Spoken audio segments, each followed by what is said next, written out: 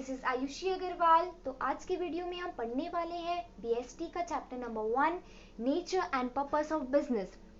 हमने अर्लियर बहुत सारे टॉपिक्स कवर कर चुके हैं, तो आज का हमारा टॉपिक है ऑब्जेक्टिव और बिजनेस। ऑब्जेक्टिव को और भी बोलते हैं गोल्स, एम्स। हमारी भी कुछ ऑब्जेक्टिव होती है, जैसे आई एम अ सीएस, तो मेरी ऑब्जेक्टिव ये है कि मैं बहुत सारे मेरे क्लाइंट्स इंक्रीज हो, मैं बहुत सारे क्लाइंट्स को अपनी सर्विसेज दूं और ज़्यादा से ज़्यादा अमाउंट में फीस कैलकुलेट करूं मतलब अर्न करूं। हाँ, मेरी भी कुछ ऑब्जेक्टिव्स हैं जिनमें ये एक ऑब्जेक्टिव है। ओके, तो बिजनेस की भी वैसे ही ऑब्जेक्टिव्स होती हैं, बहुत सारी ऑब्जेक्टिव्स होती हैं और एक मेन ऑब्जेक्टिव भी होती है। अब बहुत सारी ऑब्जेक्टिव्स में एग्जांपल्स क्या होते हैं, जैसे कि वर्कर्स को अच्छी सैलरी दे। सपोज अभी वर्कर्स को हम 10,000 अफोर्ड कर रहे हैं, तो कल के दिन 12,000 अफोर्ड कर सकें, ताकि हमारे बिजनेस का ज़्यादा से ज़्यादा लेवल पे ग्रोथ हो। आज हमारे कस्टमर 100 है, कल मैं चाहती हूँ मेरे कस्टमर 200 हो, डबल।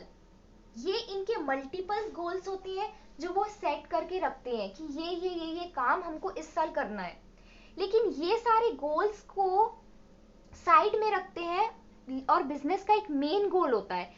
और मेन गोल होता क्या है? पैसे कमाने का मेन गोल होता है।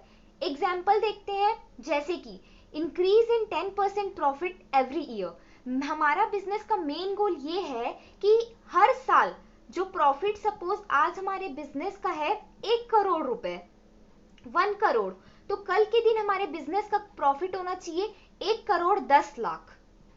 यस, तो ये हमारा मेन ऑब्जेक्टिव है कि हर साल हमारे बिजनेस का ग्रोथ होना चाहिए बाय 10%। तो ये होती है बिजनेस की ऑब्जेक्टिव्स। तो होपफुली आप समझ गए होंगे। गाइस, अभी हमने देखा ऑब्जेक्टिव ऑफ बिजनेस। तो आपने देखा ऑब्जेक्टिव्स में बहुत सारी ऑब्जेक्टिव्स होती है बिजनेस की विथ एन एग्जांपल, बट हम उसी ऑब्जेक्टिव्स को टेक्निकल वे में डिस्क्राइब करते हैं। तो बेसिकली बिजनेस की 3 ऑब्जेक्टिव होती है, economic objective, social objective and human और इंडिविजुअल ऑब्जेक्टिव। अब देखते हैं कि इकोनॉमिक ऑब्जेक्टिव के अंदर क्या क्या आता है। देखिए, सबसे पहले सर्वाइवल होता है। जब आप अपने बिजनेस को स्टार्ट करेंगे तो आप ये चाहेंगे कि हाँ, मैं 2 दिन कर लेता हूँ बिजनेस, उसके बाद मैं अपने बिजनेस को शट कर दूंगा। नो, मैं हमेशा चाहूंगा कि मेरा बिजनेस लॉन्ग टर्म के लिए चले, कम से कम 50 साल, 50 ईयर्स तक का लाइफ स्पैन हो उसका। तो हाँ, मैं चाहता हूँ कि मेरा बिजनेस बहुत ज्यादा सर्वाइव करे। जैसे कि एक ह्यूमन पर्सन भी बहुत ज्यादा सर्वाइव करता है, 75 ईयर्स, 80 ईयर्स, अलग अलग, वैसे ही बिजनेस भी चाहता है कि मैं लॉन्ग टर्म के लिए सर्वाइव करूं। तो ये इसका फॉरमोस्ट ऑब्जेक्टिव होता है। और ये तो इम्पोर्टेंट ऑब्जेक्टिव होता ही है, सबसे पहले और फॉरमोस्ट ऑब्जेक्टिव प्रॉफिट कमाना ही होता है। तो ये ऑब्जेक्टिव तो मैं आपको डिस्क्राइब नहीं कर रही। तीसरा ऑब्जेक्टिव होता है ग्रोथ। मैंने आपको एग्जाम्पल दिया था कि बिजनेस का मेन ऑब्जेक्टिव होता है कि वो हर साल उसके में ग्रोथ हो 10% की प्रॉफिट में। तो यस, बिजनेस ज्यादा टाइम के लिए चल रहा है तो बिजनेस में ग्रोथ भी तो होना चाहिए। ये नहीं कि बिजनेस चलते जा रहा है और लॉस में चल रहा है, तो ये हेल्दी बिजनेस नहीं होता। तो हाँ, बिजनेस ज्यादा टाइम के लिए भी चले और बिजनेस में ग्रोथ भी हो और बिजनेस को अच्छी खासी प्रॉफिट हो, ये बिजनेस का इकोनॉमिक ऑब्जेक्टिव होता है। और ये फोरमोस्ट नंबर 1 ऑब्जेक्टिव होता है कोई भी बिजनेस का। जब भी रन करते हैं हम, तो ये जो पर्सन का आइडिया होता है स्टार्ट करने का बिजनेस, जो फोरमोस्ट ऑब्जेक्टिव यही होता है, यही देख के बिजनेस स्टार्ट करता है कोई भी पर्सन। ओके, तो सेकेंड ऑब्जेक्टिव है हमारा सोशल ऑब्जेक्टिव।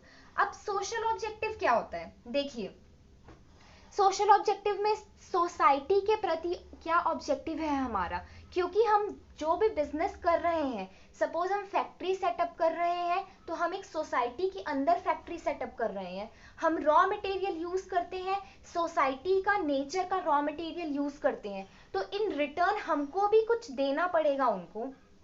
तो यस, हम अपने जो भी प्रोडक्ट सप्लाई कर रहे हैं सोसाइटी को, वो प्रोडक्ट अच्छी होनी चाहिए, गुड कंडीशन में होनी चाहिए, उसकी क्वालिटी भी बेस्ट क्वालिटी की होनी चाहिए।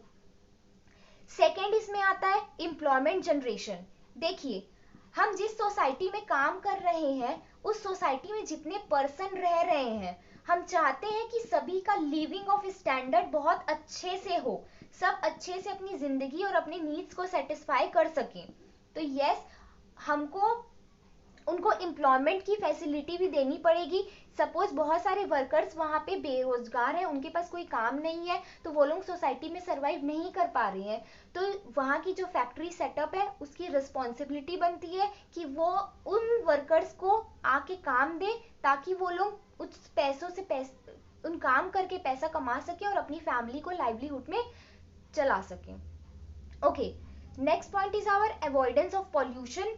अवॉइडेंस ऑफ पॉल्यूशन का यहाँ पे सोशल ऑब्जेक्टिव में मतलब ये है कि हम जो भी प्रोडक्ट बना रहे हैं उससे नेचर को कोई इफेक्ट थोड़ी हो रहा है, लिविंग पर्सन जो रह रहे हैं उनकी हेल्थ को थोड़ी कुछ इफेक्ट हो रहा है। आजकल एंटी पॉल्यूशन मेजर्स भी आ गए हैं और ये एक लॉ बन चुका है। अगर आप अपनी फैक्ट्री सेटअप कर रहे हैं कोई भी एरिया में, तो सबसे पहले आपको उसका डिस्क्लोजर देना पड़ेगा गवर्नमेंट को, और बहुत सारी टेक्नोलॉजी को अडॉप्ट करना पड़ेगा अपनी फैक्ट्री में, ताकि कोई भी जो भी पॉल्यूशन हो फैक्ट्री में उसके हम एंटी मेजर्स पहले ही ले सके और उससे लिविंग एनवायरनमेंट को, लिविंग पर्सन को और नेचर को कोई इफेक्ट ना हो। सपोज जैसे कि एग्जाम्पल है,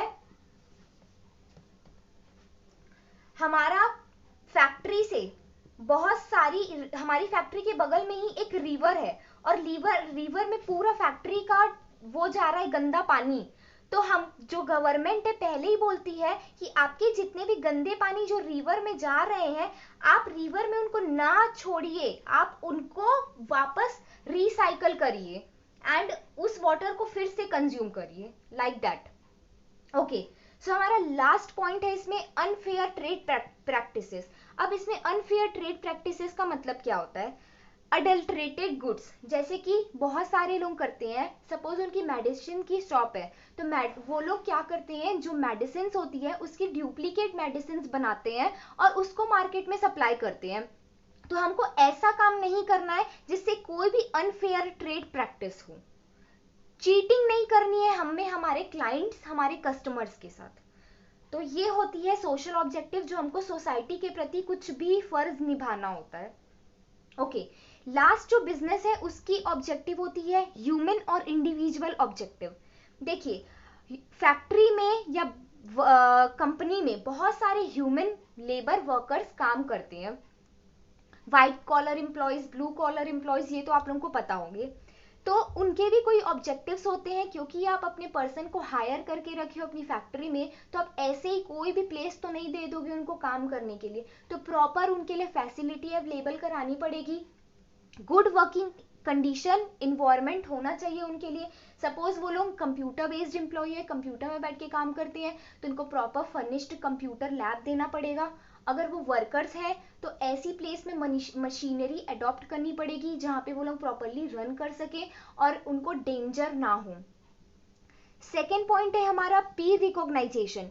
पीर रिकॉग्नाइजेशन का मतलब ये होता है, जैसे कि इंडिविजुअल आपके फैक्ट्री में काम कर रहा है और वो कुछ अच्छा काम कर रहा है, तो उसको हम अप्रिशिएट करेंगे बहुत सारे वर्कर्स के बीच में, ताकि वो मोटिवेटेड हो और वो अपना काम और अच्छे से कर पाए, उसको बोलते हैं पीर रिकॉग्नाइजेशन। तो कंपनी की ऑब्जेक्टिव होती है कि हम अपने इंडिविजुअल्स को ज्यादा से ज्यादा मोटिवेट कर सकें। थर्ड पॉइंट है हमारा स्पेशल बेनिफिट्स। अब कंपनी अपने एम्प्लॉयज को और कैसे इंकरेज कर सकती है, जैसे स्पेशल बेनिफिट्स देखिए, सपोज उनको रेंट, वो लोग अगर रेंट के हाउस में रह रहे हैं तो रेंट दे दी, वो उनको फ्लैट्स दिला सकती है, वो उनके लिए व्हीकल्स खरीद सकती है ताकि वो डेली जो ट्रैवलिंग करने में उनका एक्सपेंडिचर ना लगे और ट्रैवलिंग कॉस्ट बचे। लाइक दैट कंपनी बहुत सारी वेरियस बेनिफिट्स दे सकती है, इससे एम्प्लॉयज मोटिवेट होंगे और बिजनेस में ज्यादा हेल्प करेंगे ग्रोथ करने में और प्रॉफिट कमाने में और बिजनेस को सर्वाइवल करने में। तो बिजनेस का फोरमोस्ट ऑब्जेक्टिव होता है इकोनॉमिक ऑब्जेक्टिव, और बिजनेस का ऑब्जेक्टिव होता है वो सोसाइटी को कुछ अपनी तरीके तरफ से कंट्रीब्यूट कर सके, ताकि सोसाइटी भी मोटिवेटेड हो और ज्यादा से ज्यादा प्रोडक्ट उनके खरीद सके और बिजनेस को लॉन्ग पीरियड में सरवाइव करने में हेल्प कर सके। और थर्ड ऑब्जेक्टिव होता है बिजनेस का ह्यूमन और इंडिविजुअल ऑब्जेक्टिव, जिसमें वो अपने फैक्ट्री के वर्कर्स को मोटिवेट करता है और बिजनेस के ऑब्जेक्टिव को फुलफिल करने में हेल्प करता है। Thank you guys.